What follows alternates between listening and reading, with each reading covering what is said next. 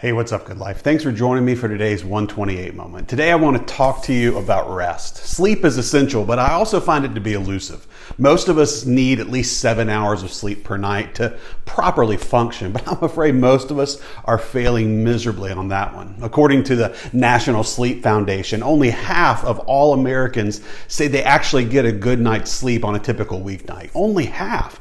Now, studies have shown that if you have sleep deficiency, it leads to anxiety, it leads to diabetes, it can contribute to hypertension and depression, forgetfulness and clumsiness. It will even decrease your immune system function. We're so tired, we're literally making ourselves sick. Now, we aren't built to operate without proper sleep, and yet we spend a pretty penny chasing down the rest that we need. Americans spend annually about $32 billion in sleep-related items and sleep-related aids. Isn't it interesting how much it costs to unnaturally attain what we naturally need?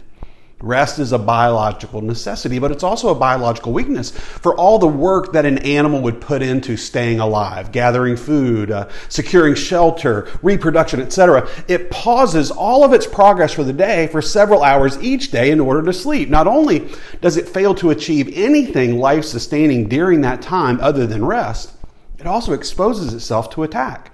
If nature was crafting the perfect specimen, its end result would be free of the need of rest. However, we are God's end product, and we can't live without rest.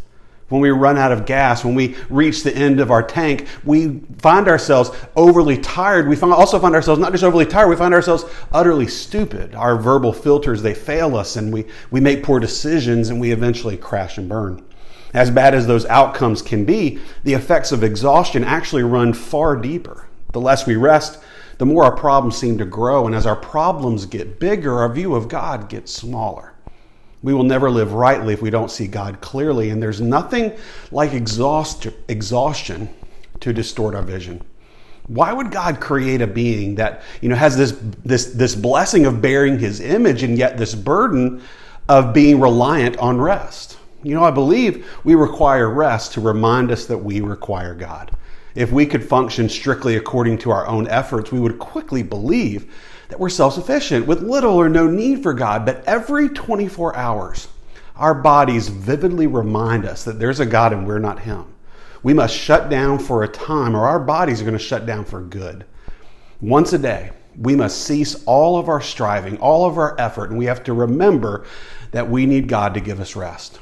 Now, our Heavenly Father created us, and he knows what we need, not only to survive, but what we need to thrive. We need more than just sleep. What we need is this. We need rest from the conflict. We need rest from the pain. We need rest from the financial struggles of life in this world. We need rest from all the emotional heartache that comes from living in a fallen culture. But no matter how our circumstances are, no matter how high the mountain, no matter how deep the valley, we will never find rest apart from God. We were wired for rest that can only be found in his presence. Good life. Are you getting the rest you need? Are you getting close, or are you getting closer and closer to eventually crashing? If so, there's still time today to stop and refuel. In Matthew chapter 11, Jesus cried out to a crowd, "Come to me, all who labor and are heavy laden, and I will give you rest."